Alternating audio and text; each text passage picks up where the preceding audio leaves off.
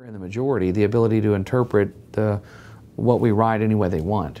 There's no rule that says I can't say that. It's just that they keep kicking it back. The king makes the rules, and Pelosi is now the king, and she has absolute power over the way the House is run, and can impose speech restrictions on the printed word that we use in newsletters.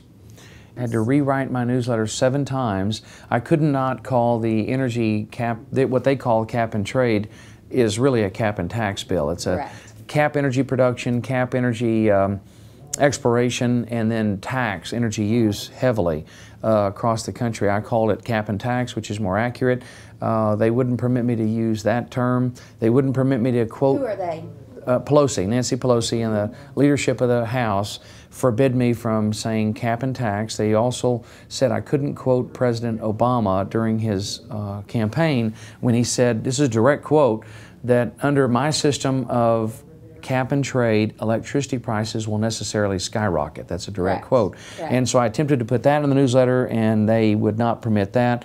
The only control they've got over us, the reason she can forbid us from doing that, is because if I don't follow her guidelines on the newsletter, then she can take it out of my paycheck to pay for the postage and printing. Actually, yes, the newsletter, the PDF versions that they censored are available online. The one that everybody received in the mail is the censored newsletter. I had no choice. The House leadership, the majority party in the House, controls the majority of the franking committee, and they generally stack it pretty heavily in their favor.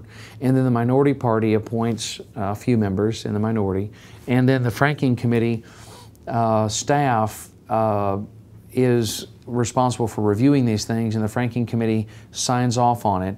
And because I have been, I think the rules this year under this liberal majority in the House, I'm trying to avoid party labels, is far stricter than it's ever been before. You can't really take them to court and sue them because the courts have a long tradition of deferring to the House or the Senate on the way the House and the Senate run their business. The courts won't second guess it.